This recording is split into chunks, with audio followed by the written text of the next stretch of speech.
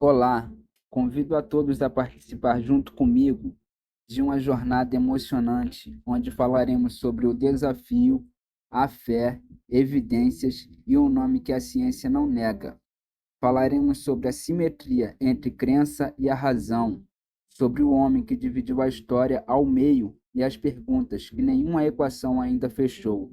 O meu intuito com este vídeo não é direcionar as mentes daqueles que irão ouvir, mas sim abri-las. A fé que habita a ciência. Sim, e é preciso honestidade para admitir isso com clareza. Ninguém pode provar com 100% de certeza aquilo que foi reduzido à probabilidade. A ciência opera com evidências, com instrumentos, com modelos matemáticos construídos por mentes humanas, e, portanto, falíveis. Depositar confiança total nesses instrumentos, sem que se possa verificar independentemente cada um deles, é, em estrutura, indistinguível de um ato de fé. Chamar isso apenas de razão e recusar o nome de fé é uma inconsistência que poucos dentro da ciência estão dispostos a reconhecer. Quem afirma que o universo surgiu de uma singularidade há 13,8 bilhões de anos não esteve lá. Confia, e confiar sem presença direta, sem testemunho pessoal e imediato, é o gesto mais antigo e mais humano que existe, tanto no laboratório quanto no templo. O homem que dividiu o calendário.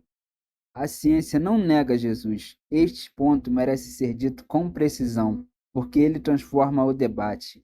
Historiadores seculares, entre eles Tácito e Flávio Joséfo, que não eram cristãos e não tinham interesse em defendê-lo, registraram a existência de um homem chamado Jesus de Nazaré, que viveu, pregou e foi executado na Judéia romana. O mundo inteiro, incluindo cientistas, ateus e agnósticos, organiza o tempo a partir do ano estimado de seu nascimento.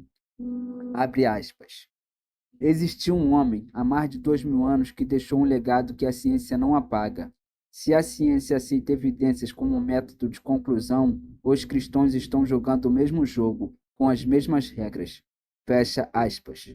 Não se trata apenas de fé cega.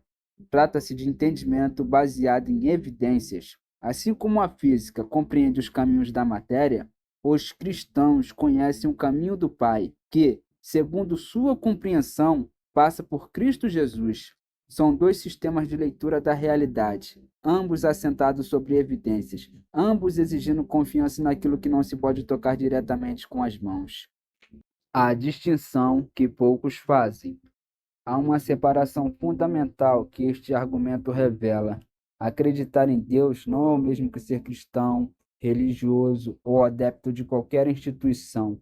Acreditar em Deus significa, antes de qualquer coisa, reconhecer que existem mais perguntas do que respostas e que em mais de 400 mil anos de existência humana, com toda a ciência acumulada, nenhum pesquisador conseguiu decifrar as mais fundamentais delas, segundo a ciência. Filósofos como Leibniz, Kant e, mais recentemente, Alvin Plantinga desenvolveram o que se chama de teísmo racional, a posição de que a existência de um Criador é a conclusão mais coerente diante das perguntas que a razão levanta e não consegue responder. Não é a fé no sentido de abandono da lógica, é a lógica conduzida até o ponto onde ela mesma admite seu limite, e nesse limite, muitos encontram Deus. Eu cheguei a essa mesma posição por caminhos próprios, sem o vocabulário acadêmico, mas com a mesma substância. Quem reconhece o peso dessas perguntas e admite que a razão sozinha não as fecha, está, em algum nível, abrindo espaço para algo maior, não necessariamente para uma religião, mas para a possibilidade legítima, racional e honesta de um Criador. O desafio. Para que o argumento contrário se sustente, não bastam respostas parciais. A ciência já possui fragmentos, hipóteses, modelos, especulações promissoras, mas o desafio exige respostas completas, definitivas e sem lacunas para cada uma das seguintes perguntas: de onde vem a consciência e para onde ela vai após a morte? Como partículas sem intenção geraram um código como o DNA, onde retirar uma única letra destrói todo o sistema. Porque cada espécie gera apenas a sua própria espécie, com precisão absoluta, sem exceção.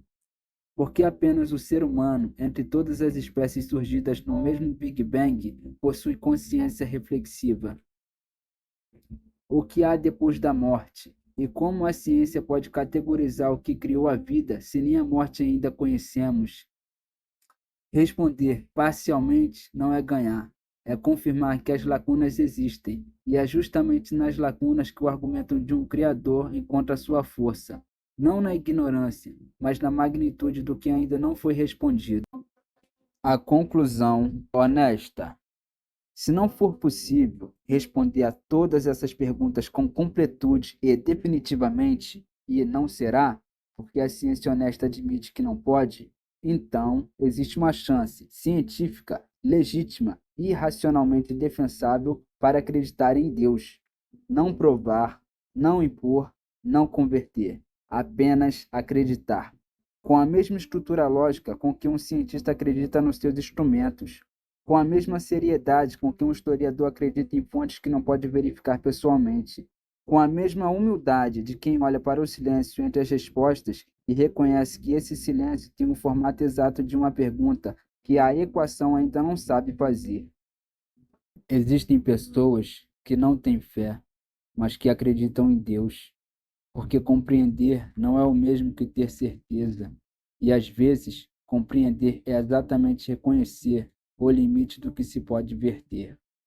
Eu espero que esse vídeo tenha alcançado o coração de todas aquelas pessoas que tenham parado para assistir esse meu vídeo e que, como eu mencionei no início do vídeo, a minha intenção de maneira alguma é condicioná-las a uma forma de pensamento. A minha intenção é abrir mentes e eu espero que com esse vídeo eu tenha conseguido abrir.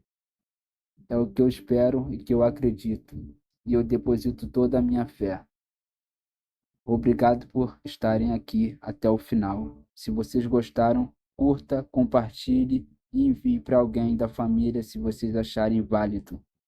Fiquem com o Criador.